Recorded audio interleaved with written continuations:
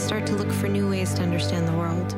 El documental 306 Hollywood fue dirigido por los hermanos venezolano-estadounidenses Elan y Jonathan Bogarín, y desde su estreno en el Festival de Sundance en enero pasado, ha recibido excelentes críticas de medios especializados por contar una historia interesante de un modo original con una estética magnífica. De hecho, estas mismas razones hicieron que se convirtiera en la primera pieza documental incluida en la sección Next de esa importante muestra cinematográfica. We're turning Grandma's house into an archaeological dig. Esta es una obra de Producciones El Tigre con el apoyo de la beca de distribución creativa del Instituto de Sundance. El fin de semana se estrenará en Nueva York, el 12 de octubre en Los Ángeles y más adelante en otras ciudades del país. 306 Hollywood es un conmovedor y poderoso relato sobre Elan y Jonathan. Al perder a su amada abuela Annette, se enfrentan a la pregunta de qué hacer con los objetos que ella ha dejado atrás. Así que usando el cine documental, se embarcan en un viaje de realismo mágico para descubrir quién era en realidad su abuela, transformando la abarrotada casa de New Jersey en la que ella vivió por 71 años en una exquisita ruina visual llena de tesoros y en donde los hermanos se convierten en arqueólogos. En la película hay participación de físicos, curadores, archivistas y se incluyen entrevistas que los realizadores hicieron con la abuela durante un extenso periodo de tiempo. En nuestros estudios de la Gran Manzana recibimos visita del codirector Jonathan Bogarín y su talentoso director de fotografía, el mexicano Alejandro Mejía. Jonathan, Alejandro, bienvenidos. Es un gusto tenerlos aquí. Y quiero comenzar hablando de la historia de 306 Hollywood porque sé que antes de llegar al Festival de Cine de Sundance, ellos ya conocían la historia y la apoyaron.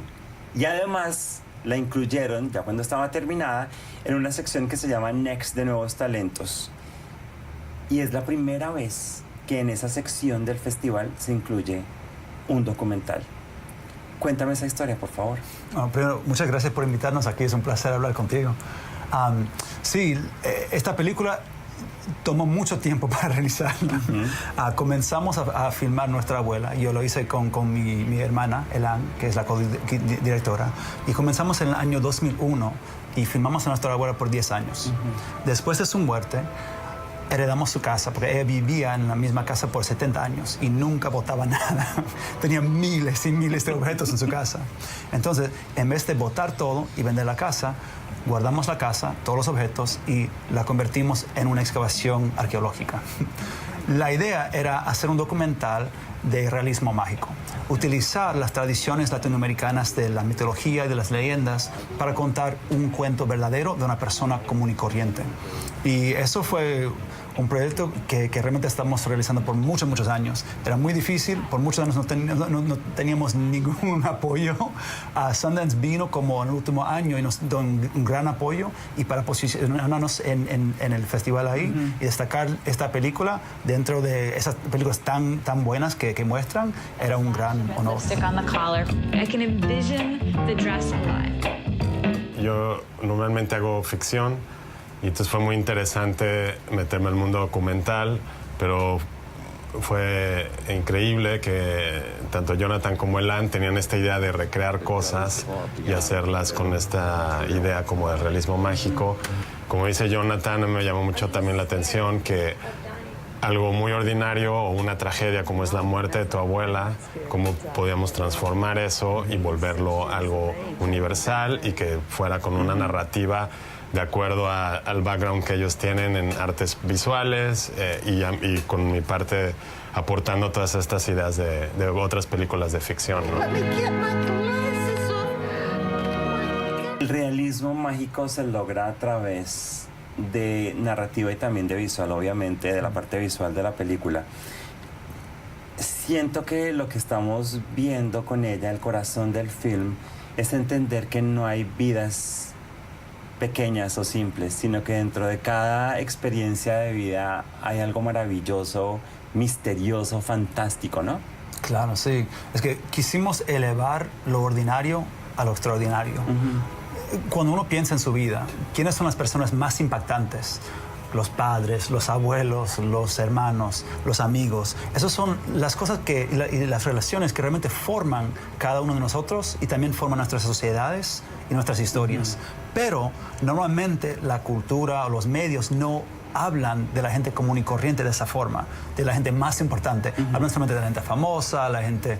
es otra cosa. Sí. Y quisimos buscar el lenguaje para hablar de nuestra abuela, porque cada quien, no hay ninguna persona en este mundo que ha existido que no tenía una abuela.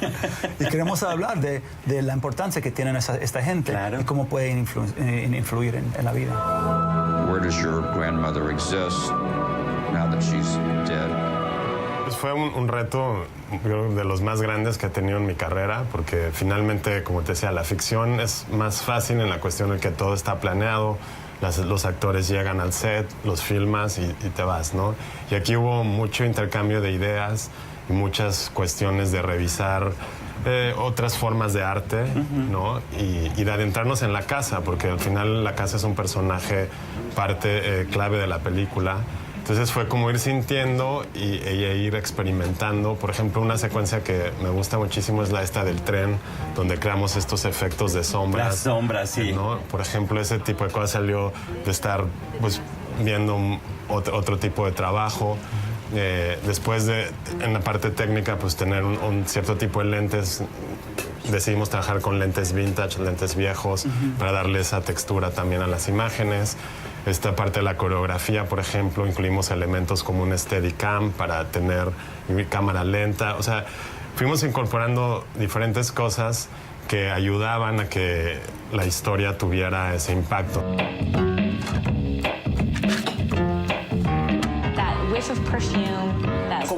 ¿Cómo fue la concepción de esa música? Porque realmente se ajusta perfectamente a lo que es. Hay un tono de nostalgia, pero también hay algo que es misterioso, algo que evoca como una historia. ¿Cómo fue la instrucción que tú diste para dar con esta música? Bueno, primero, tuvimos un gran compositor que se llama Troy Herrian, y él tiene experiencia en el teatro, trabajando con orquestas, y tiene mucha experiencia en la música clásica. Y quisimos buscar un sonido muy grande, porque estamos tratando de elevar una persona normal a otro nivel. Sí. La música es una de esas formas de hacerlo. Han logrado ustedes un trabajo maravilloso en fondo y forma. Muchísimas gracias, y para la próxima película aquí los esperamos. Muchísimas gracias. Gracias. We're turning Grandma's house into an archaeological dig.